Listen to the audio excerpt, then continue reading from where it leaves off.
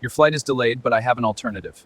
What is the alternative? There's a direct flight boarding now at gate 15. I understand your concern, your flight is delayed. How long is the delay?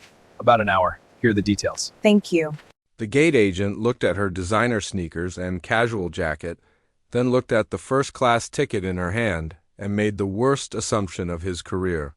He demanded to see 3 forms of identification, called his supervisor, and threatened to have security remove her from the airport entirely. What he didn't know was that the woman standing before him didn't just own a first-class ticket. She owned the entire aircraft, the airline operating it, and the private aviation company that had just acquired his employer in a hostile takeover finalized that very morning. Her name wasn't just on the passenger manifest. It was literally engraved on the aircraft registration plate mounted inside the cockpit. In the next 30 minutes, this gate agent's world would collapse so completely that he'd wish he had simply scanned her boarding pass and kept his mouth shut. If you love watching arrogance meet its perfect match, hit that like button right now and subscribe to EchoStory, because what happens next will restore your faith that karma is real. Swift and absolutely merciless. Vanessa Lawrence stood at gate 7 in Miami International Airport's private terminal, the exclusive area reserved for high-net-worth travelers and corporate aviation clients. At 41 years old, she had built Laurent Global Aviation from a single leased jet into a fleet of 63 aircraft serving clients across 4 continents. She was worth an estimated $2.3 billion, though she rarely discussed her wealth publicly. Today she wore deliberately casual clothing, ripped designer jeans, a vintage band t-shirt under a leather jacket, and limited edition sneakers that cost more than most people's monthly rent. Her long braids were pulled into a ponytail, and she carried only a small backpack, having sent her luggage ahead via courier. She had dressed this way intentionally, conducting what she called her quarterly reality checks, where she traveled without the usual trappings of wealth to see how workers treated customers they perceived as ordinary. Today's flight to New York would be interesting because her company had just completed acquiring Transnational Airways, the struggling commercial carrier whose gate agent now stood before her with undisguised suspicion. The gate agent was Marcus Webb, a 38-year-old man who had worked for Transnational for 12 years and had developed an inflated sense of his own importance. Marcus took pride in his ability to spot passengers trying to game the system, people with fake tickets or those attempting to sneak into premium cabins they hadn't paid for.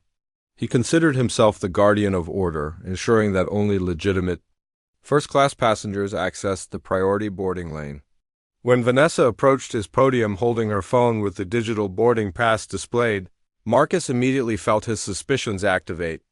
She didn't look like his mental image of a first-class passenger. No designer luggage, no business attire, no obvious markers of wealth except those sneakers which he assumed were probably knockoffs. He held up his hand before she could even present her ticket. "Ma'am, general boarding hasn't started yet. First-class passengers only at this time." His tone was dismissive, already mentally cataloging her as someone who had wandered into the wrong line. Vanessa smiled slightly, recognizing the test was beginning. "I'm aware. I'm in first class, seat 1B. She extended her phone toward the scanner. Marcus didn't reach for the scanner. Instead, he leaned back in his chair and crossed his arms, studying her with barely concealed skepticism. "First class on this flight is a premium service. The tickets are quite expensive. Are you sure you're not looking for the main cabin boarding area? It's easy to get confused." His condescension was palpable, each word dripping with the assumption that she couldn't possibly afford a first-class ticket. Vanessa's smile didn't waver, but her eyes grew colder. "I'm not confused. My boarding pass clearly shows seat 1B, first class. Would you like to scan it and verify?" She held the phone closer to him, the digital pass clearly visible on the screen. Marcus glanced at it briefly, but still didn't move to scan it.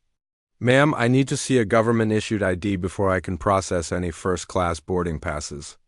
"It's policy." This wasn't policy. Marcus never asked white passengers for ID before scanning their passes, but he had developed a habit of demanding extra verification from passengers who didn't fit his prejudiced expectations of who belonged in premium cabins. Vanessa calmly pulled out her driver's license and placed it on the podium. Marcus picked it up and studied it with theatrical intensity, as though expecting to find evidence of forgery. Vanessa Laurent, Marcus read aloud, his tone suggesting. The name meant nothing to him. He typed something into his computer, ostensibly checking her reservation, but really just stalling because he still didn't believe she belonged in first class. And how did you purchase this ticket, Miss Laurent? Was it a gift? A upgrade? Sometimes people get confused when they receive complimentary upgrades. The implication was clear. He thought someone else had bought her ticket, or that she had somehow scammed her way into a first-class seat. Vanessa's patience was wearing thin, but her voice remained steady. I purchased it directly through my company's travel system. Now, if you could scan my boarding pass, I'd like to board my flight. Marcus finally reached for the scanner, but his movements were slow and reluctant. Your company's travel system? What company is that? His tone suggested he was humoring her, playing along with what he assumed was a lie. Airline Global Aviation? Vanessa said simply. Marcus paused mid-scan, the name triggering a vague memory of an email he had skimmed that morning about corporate changes, but his ego prevented him from connecting the dots. Never heard of it? Is that a travel agency or something? Vanessa's expression shifted from patient to dangerous, though Marcus was too absorbed in his own assumptions to notice. It's an aviation company. Now please scan my boarding pass so I can board. Marcus scanned the pass, expecting it to beep with an error that would vindicate his suspicions. Instead, the scanner chimed with approval and the display showed. Laurent, Vanessa seat 1B, first class priority boarding approved. Marcus stared at the screen, his face reddening slightly. Rather than apologize for his behavior, he doubled down. The system shows you're approved, but I'm still seeing some irregularities here. This ticket was issued through a corporate account that I don't recognize in our system. I'm going to need to call my supervisor to verify the authorization before I can let you board. This was pure fabrication. There were no irregularities. Marcus simply couldn't accept that he had been wrong about her. Vanessa pulled out her phone and sent a quick text message. By all means, call your supervisor. I'll wait. Her tone was calm, but there was an edge to it now, a hint of the steel that had built a billion-dollar empire. Marcus picked up his radio, calling for his supervisor with exaggerated urgency. Within 2 minutes, the gate supervisor arrived, a harried-looking woman named Patricia Chun, who had been with Transnational for 20 years. Patricia approached the podium looking annoyed at being pulled away from her other duties. What's the problem, Marcus? Marcus gestured toward Vanessa with barely concealed contempt. This passenger has a first-class ticket, but I'm seeing authorization issues in the system. I need you to verify before I can allow boarding. Patricia looked at Vanessa, then at Marcus's computer screen, her eyes widening as she read the passenger name. Her face went pale. Marcus, what are you doing? Marcus interrupted her. I'm following protocol, Patricia. I don't care what the screen says, something doesn't add up here. She claims to have purchased through some aviation company I've never heard of, and I think we should verify with corporate before letting her board. Patricia's horror was growing by the second.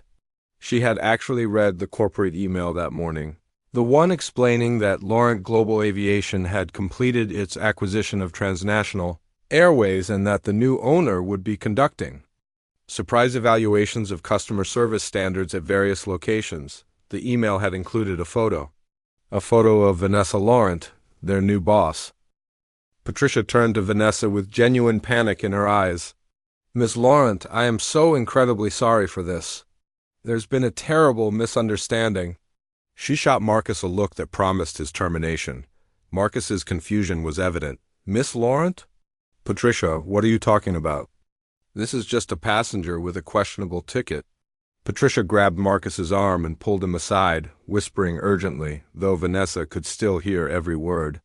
Marcus, that is Vanessa Laurent, the Vanessa Laurent, the CEO of Laurent Global Aviation, the company that just bought Transnational Airways this morning. She owns this airline now. She's our new boss and you just racially profiled her and refused to let her board her own aircraft? The color drained from Marcus's face so quickly it looked like someone had pulled a plug. He turned to look at Vanessa, seeing her now with fresh eyes, the expensive sneakers he had dismissed as knockoffs, the casual confidence of someone who didn't need to prove anything to anyone, the slight smile playing on her lips as she watched his world implode. "Oh God," Marcus whispered. "Oh no, I didn't. I was just following. Oh God." Patricia was already in damage control mode, turning back to Vanessa with frantic apologies. Vanessa held up a hand, silencing Patricia's apologies. When she spoke, her voice was quiet but carried absolute authority. "Patricia, I want to be clear about what just happened here. I presented a valid first-class ticket." Marcus immediately assumed I couldn't afford it and questioned its legitimacy. He demanded identification, which is not standard protocol for first-class passengers. He invented fictional irregularities in the system to justify his discrimination. He called you here to prevent me from boarding, not because there was any actual problem, but because he couldn't accept that a black woman in casual clothes belonged in first class. Marcus tried to speak. "Ms. Laurent, I swear I didn't mean. I was just trying to." "Company policy says that," Vanessa cut him off with a look. "Company policy does not say to profile passengers based on their appearance. I've reviewed Transnational's actual policies extensively during our acquisition due diligence. What you did was discriminate based on your assumptions about who belongs in premium cabins." She turned to Patricia. "How often does Marcus demand ID before scanning first-class boarding passes?" Patricia looked miserable. "I don't know, Ms. Laurent. I'd need to review his gate interactions." Vanessa pulled up something on her phone. "Let me help. I'm looking at Marcus's performance records right now. In the past 6 months, he has 13 formal complaints for discriminatory behavior, all involving passengers of color being questioned about the legitimacy of their tickets." Marcus's legs looked like they might give out beneath him. 13 complaints. He had dismissed them all as passengers being too sensitive, passengers trying to get free upgrades by claiming discrimination. He had never imagined those complaints would come back to haunt him, especially not when being reviewed by the new owner of the company. "Those complaints were unfounded," Marcus stammered. "Those passengers were trying to scam the system. I was protecting the airline's revenue." Vanessa's expression hardened. "You were protecting your own prejudices. Let me tell you what else I know, Marcus. The passenger you refused to board last month was a federal judge. The passenger before that was a doctor returning from a medical conference. The passenger before that was a tech CEO. All of them had legitimate first-class tickets. All of them were black. All of them were treated like criminals by you." She turned to Patricia. "How many complaints has Marcus generated against white passengers?" Patricia checked her tablet, already knowing the answer. "None, Ms. Laurent." The silence that followed was damning. Marcus opened his mouth to defend himself, but no words came out. What could he possibly say? The pattern was undeniable. The discrimination was documented. Vanessa stepped closer to Marcus, her voice dropping but losing none of its power. "Let me tell you what this moment has cost you, Marcus. First, your employment with Transnational Airways is terminated effective immediately. Security will escort you from the premises once we conclude here. Second, I'm flagging your employee record with a notation about discriminatory conduct, which means you will never work in aviation again for any company that does proper background checks. Third, I'm personally ensuring that this incident is included in our company-wide training as an example of exactly what not to do." Marcus's eyes filled with tears. Whether from shame or fear of the consequences, it was impossible to tell. "Please, Ms. Laurent, I have a family. I need this job. I made a mistake, but I can learn from it. Please give me another chance." Vanessa's expression didn't soften. "You've had 13 chances, Marcus. 13 passengers filed complaints about your behavior, and you dismissed every single one. You didn't learn because you didn't think you needed to. You thought your position gave you the right to judge who belonged where based on their skin color." She turned back to Patricia. I want a full audit of customer service complaints across all transnational locations. I want to know if this kind of discrimination is systemic or isolated. And I want new training protocols implemented within 30 days focused specifically on implicit bias and respectful treatment of all passengers. Patricia nodded frantically, already making notes on her tablet. Yes, Ms. Laurent, absolutely. I'll have a preliminary report to you by end of business Friday. Airport security arrived at that moment, summoned by Patricia to escort Marcus from the premises. Marcus looked at the approaching officers with the hollowed-out expression of someone watching their life collapse. This isn't fair, he said weakly. I was just doing my job. Vanessa turned to face him one last time. No, Marcus. Fair is when a passenger with a valid ticket is allowed to board without harassment regardless of their skin color. Fair is when people are judged by their qualifications and documentation, not by your prejudiced assumptions. What's happening to you right now isn't unfair, it's consequence. Learn the difference. The security officers took Marcus by each arm and led him away from the gate. He looked back once, seeing Vanessa standing at the podium with Patricia, already moving forward with business as though he had never existed.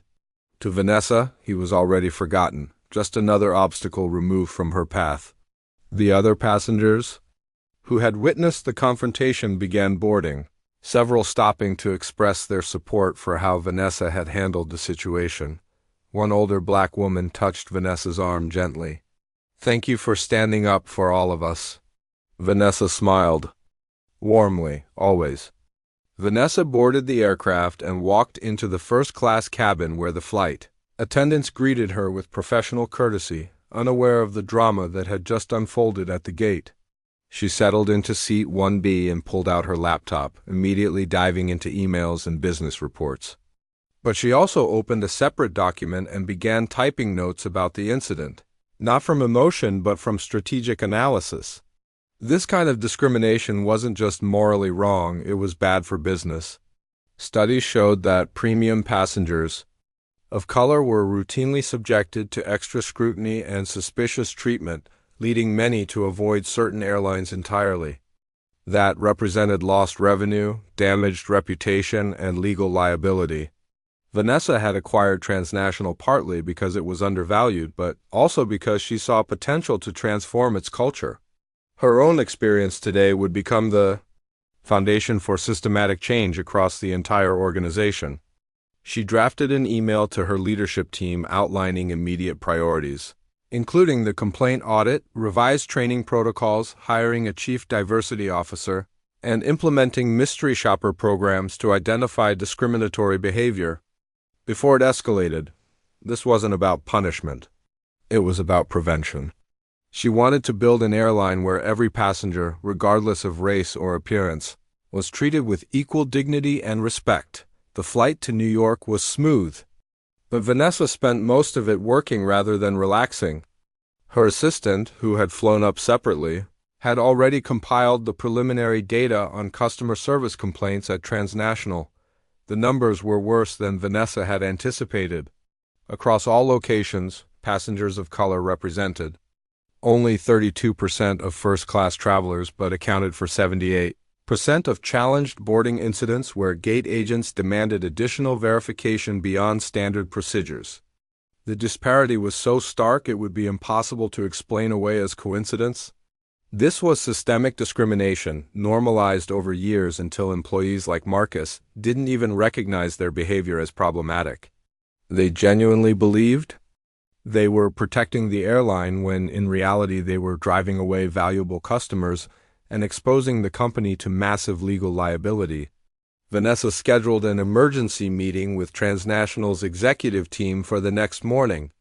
They needed to understand that this wasn't just about sensitivity training or public relations. It was about fundamental operational changes that would affect everything from hiring to promotion to performance evaluation. Any executive who couldn't commit to those changes would need to find employment elsewhere. Vanessa didn't make idle threats. She made promises and kept them. The meeting the next morning at Transnational's headquarters was tense. Vanessa walked into the executive boardroom where 12 senior leaders sat waiting nervously. News of the Miami incident had spread overnight, and everyone knew their new owner was not someone to be trifled with. Vanessa didn't waste time with pleasantries. She pulled up the complaint data on the large screen and walked them through the numbers with devastating precision. This data shows a pattern of discrimination so consistent that it can only be described as institutional. Your gate agents, flight attendants, and customer service representatives are treating passengers differently based on race, and your company has systematically failed to address these complaints.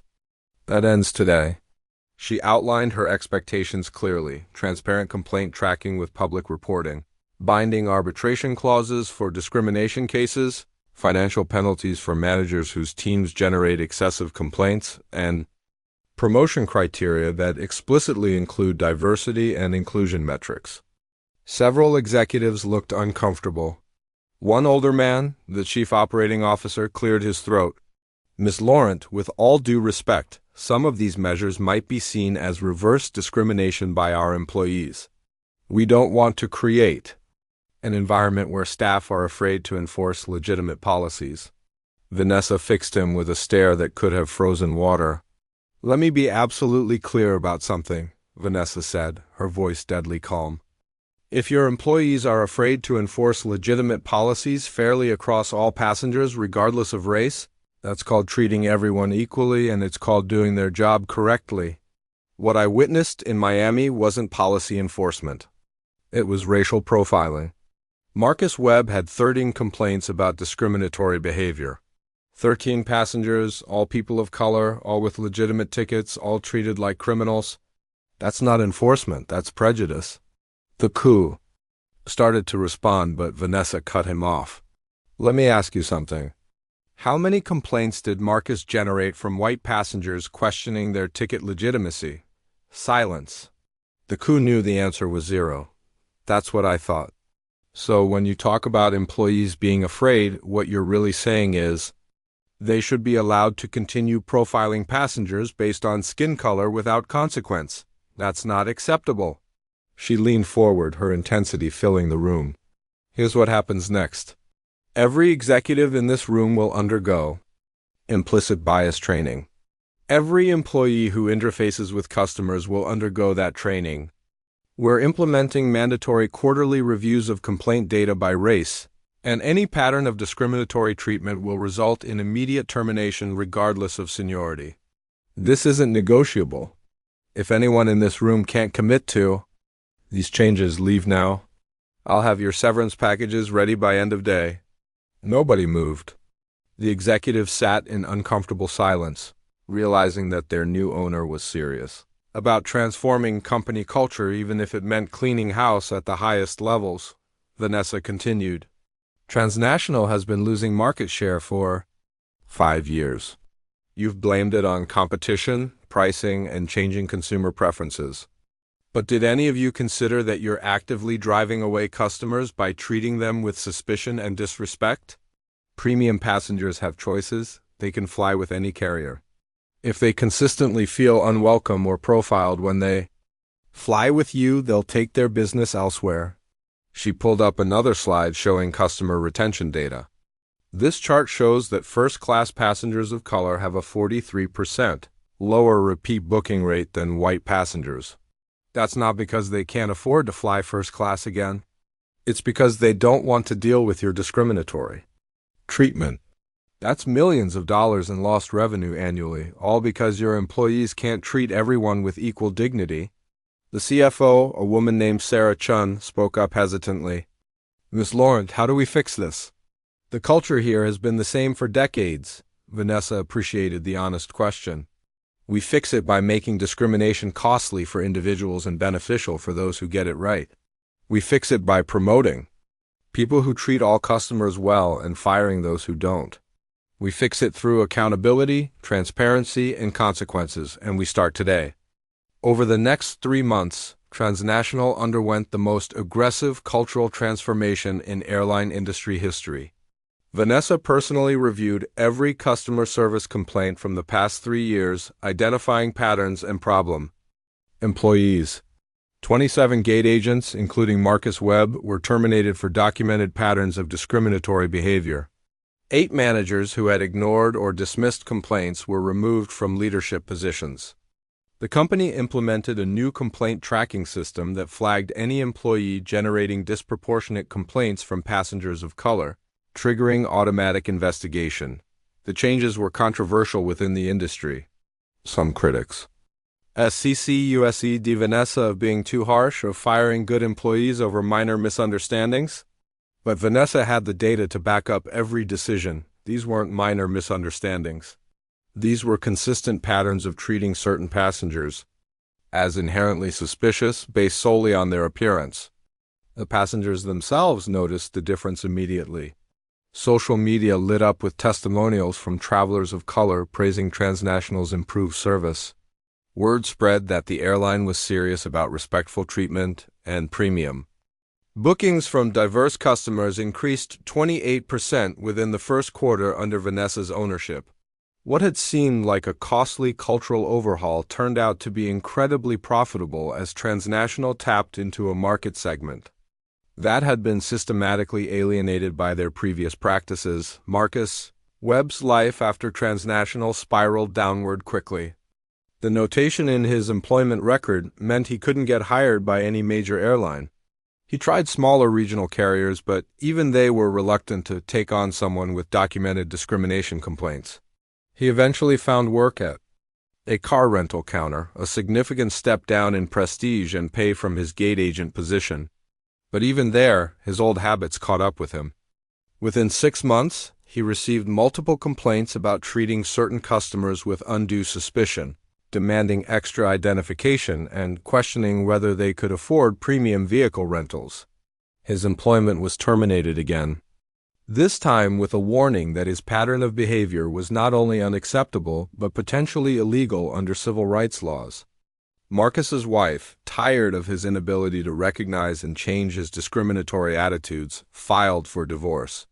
His adult children stopped calling, embarrassed by his public disgrace and unwilling to listen to his continued insistence that he had done nothing wrong. Marcus ended up working overnight shifts stocking shelves at a warehouse, a job with no customer interaction, which was probably for the best.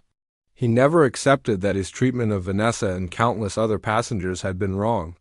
He remained convinced he had been unfairly targeted, unable to see his own bias even when confronted with overwhelming evidence. Meanwhile, Vanessa's transformation of Transnational became a Harvard Business School case study in successful corporate culture change. She was invited to speak at conferences about using data-driven approaches to eliminate workplace discrimination. Her methodology was studied by other companies seeking to address similar issues in their own operations. Transnational's stock price, which had been declining for years, rebounded strongly as customer satisfaction scores improved and premium bookings increased. Within 2 years of Vanessa's acquisition, Transnational went from being a struggling regional carrier to one of the most respected names in the industry, known not just for on-time performance and comfort, but for treating every passenger with equal dignity. The airline won multiple awards for customer service and diversity, achievements that would have seemed impossible under the previous management. Vanessa made sure to credit the employees who had embraced the changes, the gate agents who treated all passengers fairly, the managers who took complaints seriously, and the leadership team that had committed to transformation. She established an annual award for exceptional customer service, with special recognition for employees who went above and beyond to ensure all passengers felt welcome and respected regardless of their background. 3 years after the incident at Miami International, Vanessa returned to Gate 7 for another flight. The gate agent working that day was a young black man named James who greeted every passenger with genuine warmth and professionalism. Vanessa watched him interact with diverse travelers, noting that he never demanded extra identification, never questioned anyone's legitimacy, and treated economy passengers with the same courtesy as first class. When she approached to board, James scanned her ticket efficiently and smiled. "Have a great flight, Ms. Laurent. It's an honor to have you with us." Vanessa paused and looked at his name tag. "Thank you, James. How long have you been with Transnational?" Jane smiled proudly. 2 years, ma'am. I was hired during your expansion of the diversity recruitment program. Before this, I was working retail and studying aviation management at night. This company gave me a real career opportunity. Vanessa felt a surge of satisfaction. This was what change looked like. Not just removing the Marcus Webbs of the world, but creating opportunities for people like James who would treat everyone with respect and dignity. Keep up the excellent work, James. The company needs more people like you. She boarded her flight, knowing the transformation was working, that Transnational was finally becoming the airline it should have always been. Today, Vanessa Lawrence's name is synonymous with ethical leadership in the aviation industry. Transnational Airways, now rebranded as Laurent Air under her complete ownership, is consistently rated as the best airline for diverse travelers. The company's commitment to equal treatment isn't just a marketing slogan but a measurable reality, reflected in complaint data, customer retention rates, and employee satisfaction scores. Vanessa continues to conduct periodic reality checks, traveling in casual clothes to see how employees treat passengers they don't recognize as the boss. The difference between her experience today and that day in Miami 3 years ago is stark. She's never again been questioned about her ticket legitimacy. Not because employees recognize her, but because they've learned to treat all passengers with equal professionalism. The story of Marcus Webb and Gate 7 is told to every new employee during orientation as a cautionary tale about the cost of discrimination. Marcus himself was last reported to be working in a warehouse in Ohio, still claiming he did nothing wrong. Still unable to recognize that his prejudices destroyed his own career. Meanwhile, Vanessa flies on her own aircraft, runs her billion-dollar aviation empire, and continues proving that success comes to those who treat others with dignity, while consequences catch up with those who don't. Her name isn't just on the aircraft registration. It's carved into the industry's history as the CEO who proved that equity and profitability aren't opposing goals but complementary ones. This story, brought to you by EchoStory, reminds us that assumptions based on appearance cost far more than their worth, and that true power lies not in gatekeeping but in opening doors for everyone.